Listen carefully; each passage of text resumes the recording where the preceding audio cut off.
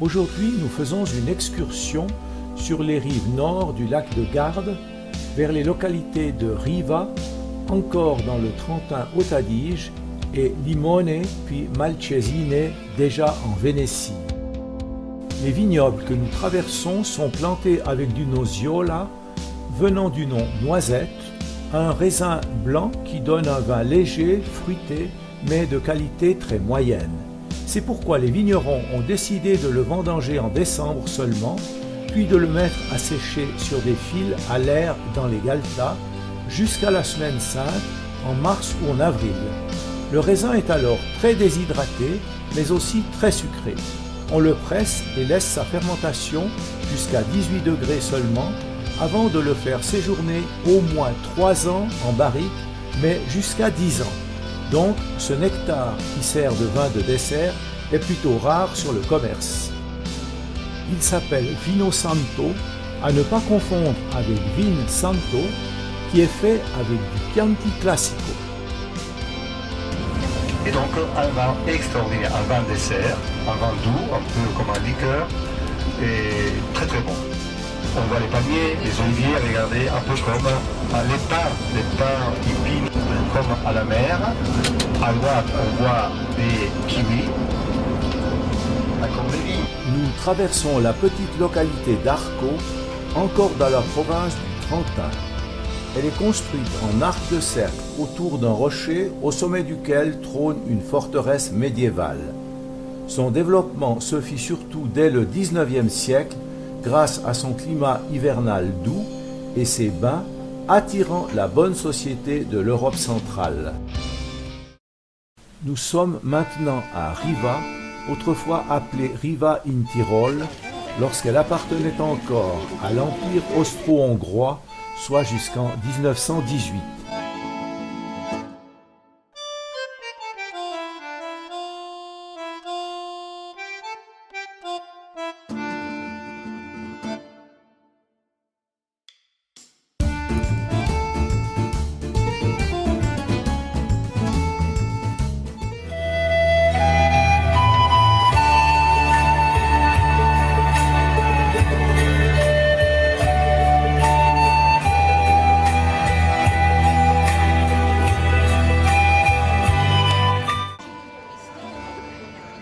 Comme sa voisine, elle reçut une grosse clientèle fuyant les grands froids du nord de l'Europe.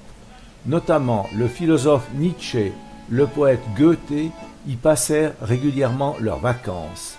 Elle séduit tout autant les touristes d'été pour ses promenades ombragées et lacustres, son centre avec ses ruelles étroites bordées de bâtisses au ton pastel, témoins du passé, de boutiques ou de restaurants. C'est le point de départ pour l'accomplissement de nombreux sports, voile, planche à voile, avec un centre connu loin à la ronde, kitesurf sur le lac, canyoning sur la rivière Sarka, escalade, VTT ou équitation. Nous voilà en bateau en direction de Limone. Laissons-nous aller. Contemplons simplement le paysage, les quais de Riva qui s'éloignent, les eaux turquoises du lac, surmontées de falaises à pic ou de montagnes couvertes de forêts. Les évolutions gracieuses des voiliers caressés par le vent, et celles des planches à voile qui ont trouvé un terrain idéal. Sur la rive droite, le plus souvent en galerie, l'un des axes routiers, et bien au-dessus, taillé dans le roc, le début d'un chemin que l'on a abandonné car trop difficile à aménager. À l'époque, le transport des marchandises et des personnes se faisait par bateau. Au lointain se dévoile pudiquement le village de Limone, lové dans une crique à l'abri du vent et des froidures de l'hiver. Vous avez pu admirer la falaise de la rive droite du lac. Avant 1932, sans la route, la seule voie d'accès au village était le bateau ou le passage par la montagne. Ainsi, la population vivait à l'époque de la pêche et de la culture des oliviers et des citronniers. Ce sont ces derniers que l'on retrouve encore ici. Ils ont été cultivés en terrasse, en amenant sur place de la terre. Grâce à la chaleur du soleil réverbérée par la roche et à la situation géographique protégée du vent du nord, cet arbre a trouvé un milieu favorable à sa croissance et produit de délicieux citrons.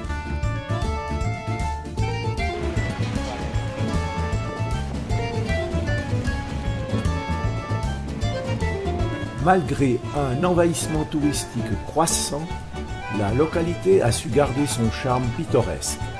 Des maisons aux teintes pastel, avec des toits peu inclinés, recouverts de tuiles rondes typiques. Des rues étroites, tortueuses, encombrées d'objets divers, maroquinerie, poterie, vêtements, et bien sûr les fameux limone, ceux qui poussent le plus au nord de toute l'Europe. Un autre record, les scientifiques, alertés par le nombre élevé de centenaires, ont fait des recherches et ont découvert une protéine miraculeuse dénommée apolipoprotéine A1 Milan qui a un effet protecteur contre l'artériosclérose du système cardiovasculaire. Est-ce un effet collatéral de la pratique du régime méditerranéen? Beaucoup le pensent.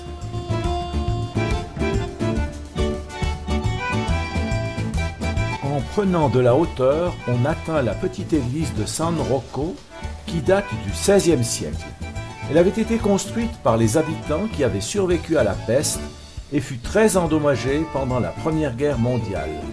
Les offrandes apportées par les touristes servent à la conservation du patrimoine du village. De son esplanade, on peut admirer toute la région. Le trafic des nombreux bateaux témoigne de l'activité touristique très intense en ce mois de septembre avec une météo aussi radieuse. Mais il est temps de continuer notre périple en direction de Malcesine sur la rive gauche du lac.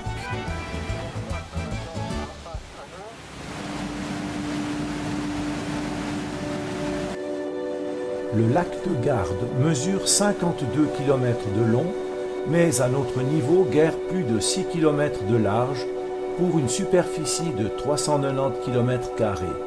Il est alimenté surtout par la Sarca qui débouche près de Riva. Il peut servir d'exutoire aux eaux de l'Adige en cas de crue.